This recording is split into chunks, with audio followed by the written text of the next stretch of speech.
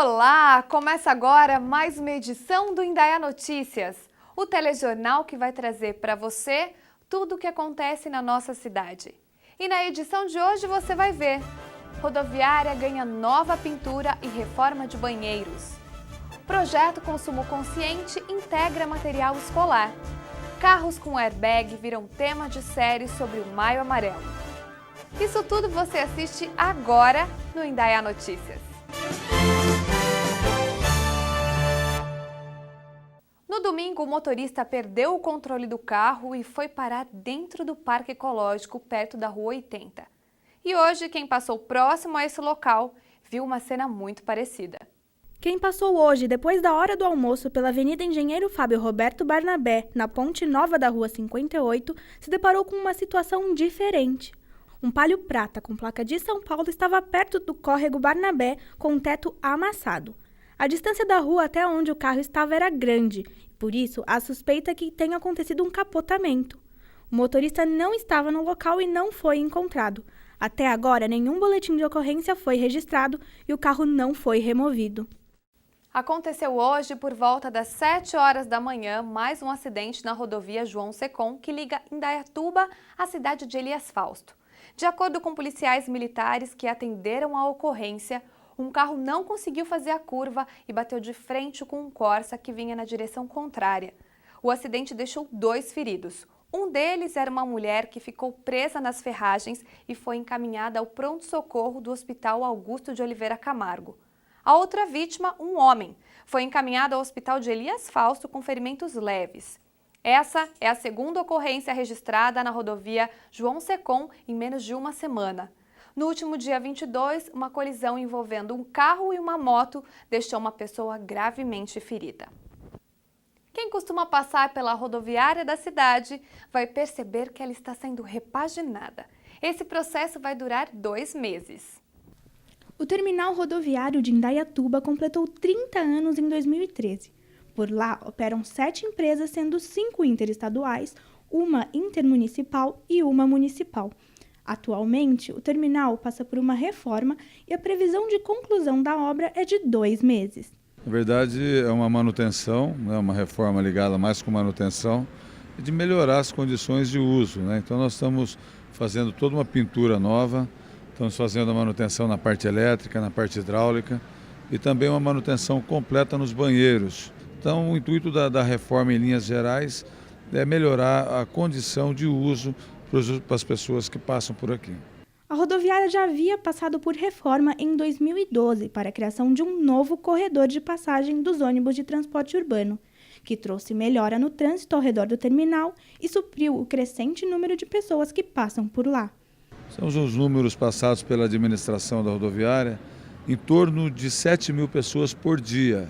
É um número bastante grande, contando com o terminal urbano que nós temos do lado aqui. Então, perto aí de 7.000 por dia, acima de 180.000 pessoas por mês. A população de Indaiatuba cresceu nos últimos anos e hoje a cidade já passa dos 200.000 habitantes. O secretário de Urbanismo José Carlos Celoni fala de um projeto para que o transporte rodoviário consiga acompanhar esse crescimento. Já existe um projeto da administração do Reinaldo, que prevê a construção de uma nova rodoviária. Isso ainda está em avaliação, ainda está em projeto, mas é possível que isso realmente aconteça. E começa hoje uma exposição de fotos no Shopping Jaraguá para comemorar os 30 anos da Guarda Civil da cidade. A mostra conta com 48 fotos que retratam a trajetória da corporação. A exposição, que já passou pelo saguão da Prefeitura, vai até o dia 4 de junho. O evento é gratuito e funciona de acordo com os horários do shopping, de segunda a sábado, das 10 da manhã às 10 da noite, e nos domingos e feriados, do meio-dia às 8 da noite. E amanhã os radares funcionam na cidade. Vamos saber onde eles vão estar.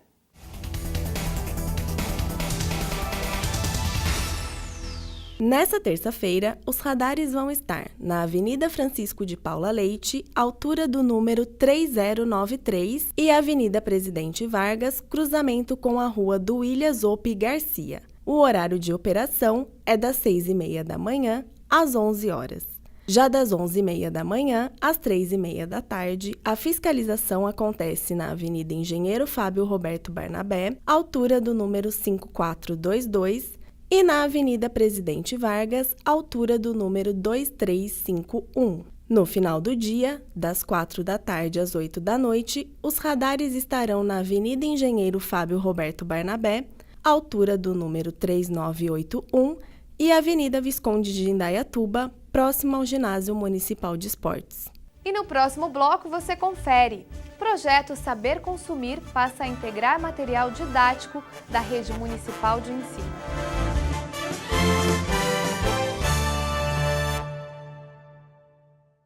Quem não gosta de ir às compras?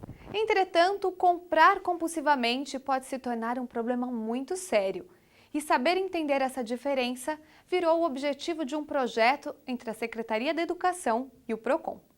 Comprar pode ser uma necessidade ou, às vezes, uma diversão.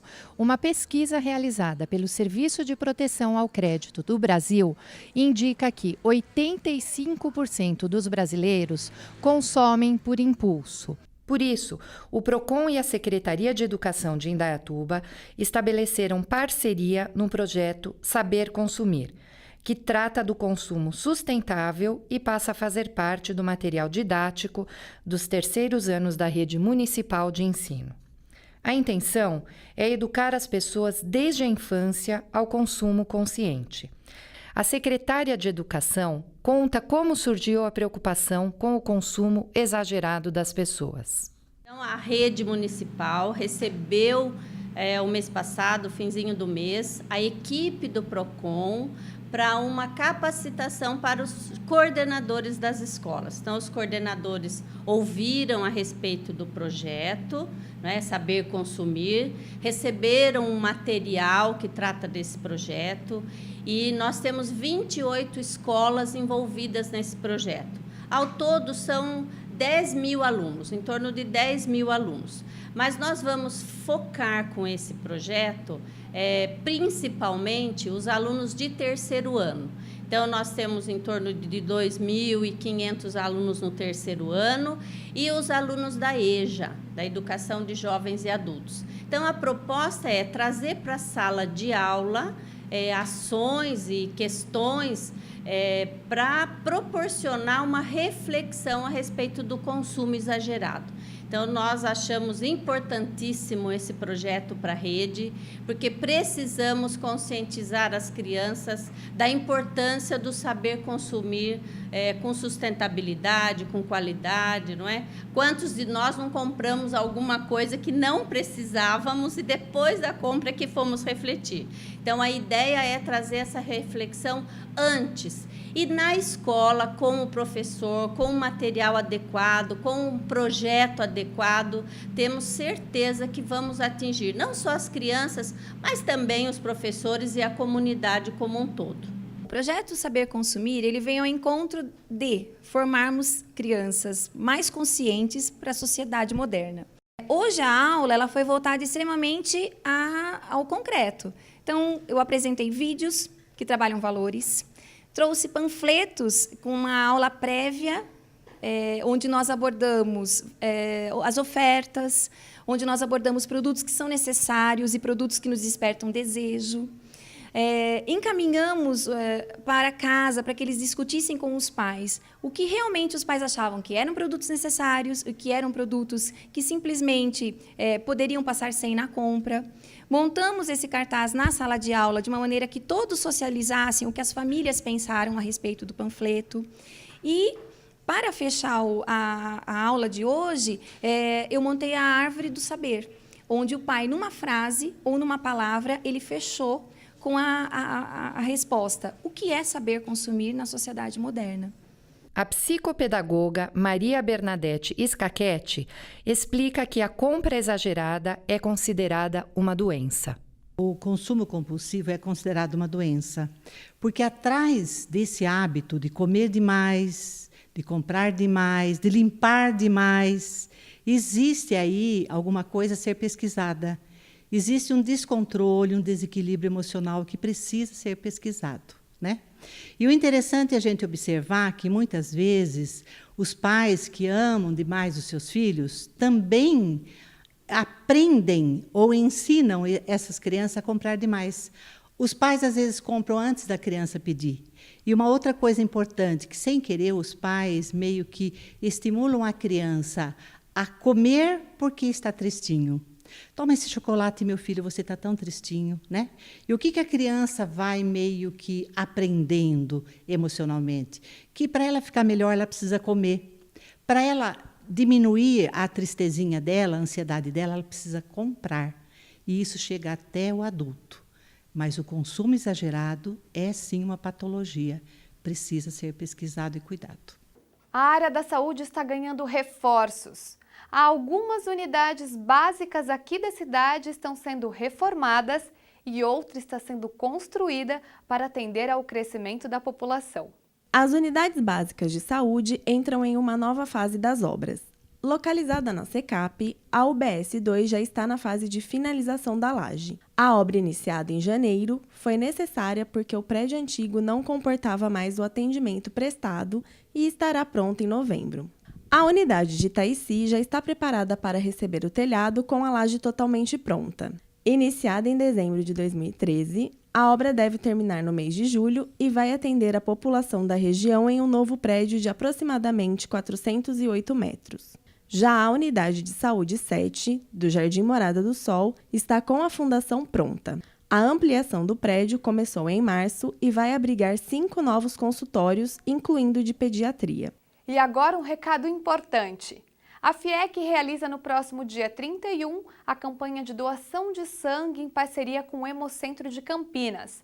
Para colaborar, é preciso ter entre 16 e 67 anos e levar documento original com foto até o Campus 1 da FIEC nesse sábado, entre as 9 da manhã ao meio-dia. Mais informações pelo telefone, pode anotar, 3801-8688. Hoje é terça-feira, dia de educação aqui no Indaiá Notícias. O pedagogo e psicanalista Nelson Gervoni responde às dúvidas da população sobre o tema.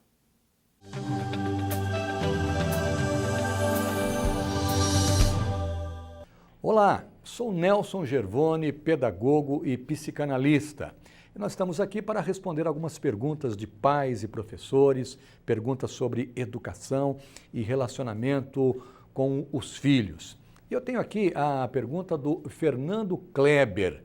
O Fernando Kleber é líder de produção, se diz um pouco descontente com a sua carreira profissional e diz que não gostaria que isso se repetisse com o seu filho. E o Fernando quer saber como preparar o seu filho para conquistar os próprios sonhos e ter realização na vida. Kleber, que sonhos o seu filho vem alimentando? É preciso que você saiba disso. Bem, independentemente do sonho dele, uma coisa é certa. É preciso ter pelo menos 3 coisas para realizarmos os nossos sonhos. Primeiramente, determinação. Depois, foco e também disciplina. Determinação, foco e disciplina. Essas habilidades são indispensáveis para realizar qualquer objetivo na vida. Mas há outros 2 fatores de sucesso na vida estudantil e profissional que estão ligados a isso também. Estão ligados à competência emocional, né? O primeiro deles é autocontrole, que é a capacidade de controlar impulsos e emoções. E principalmente determinação, que é a capacidade que a pessoa tem de manter o mesmo objetivo por um longo tempo, por um longo período, né? Se faltar a determinação, é bem mais difícil alcançar o sucesso na vida pessoal e profissional. Agora eu tenho aqui a pergunta da Olívia Petruzzi. Ela diz que a escola de seu filho fica num bairro que tem se tornado perigoso. E ela diz que a diretora da escola é bastante enérgica e dentro da escola não tem perigo. Ainda bem, né? Mas gostaria de saber como ter certeza da segurança do seu filho e de outras crianças nos arredores da escola. Olívia, tem um conjunto grande de medidas, mas eu vou salientar apenas alguns itens aqui que são importantes para a segurança no entorno da escola. Quem sabe, num outro momento, eu volte aqui a esse assunto. Primeiramente, Olívia, procure ver se as praças, vielas e escadarias públicas estão conservadas e iluminadas. Depois, conheça os bares ali da região e verifique se eles estão vendendo bebidas alcoólicas ou cigarro para menores de idade. Por último, veja também se há concentração de ambulantes no horário de entrada e saída da escola e procure saber o que eles vendem.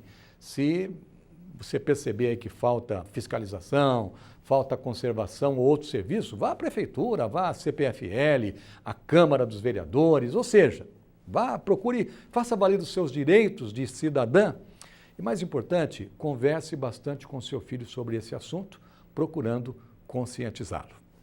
Muito bem, se você também tem alguma pergunta, escreva para a gente. O meu e-mail é nelson.gervone@gmail.com. E também convido você a acompanhar o nosso blog, gervone.blogspot.com.br.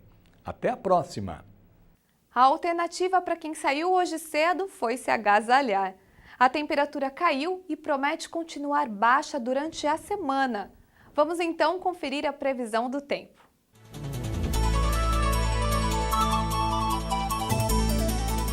A quarta-feira será de sol predominante. A temperatura deve ficar entre 23 graus e a mínima deve ser de 14. Na quinta-feira, o dia será ensolarado.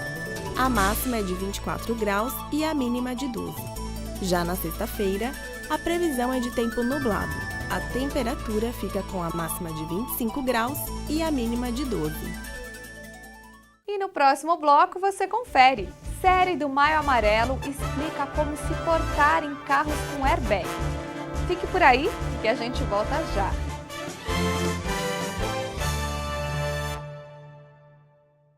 E agora a gente fala de oportunidades. Você está procurando emprego? Então fique ligado nas vagas do PAT.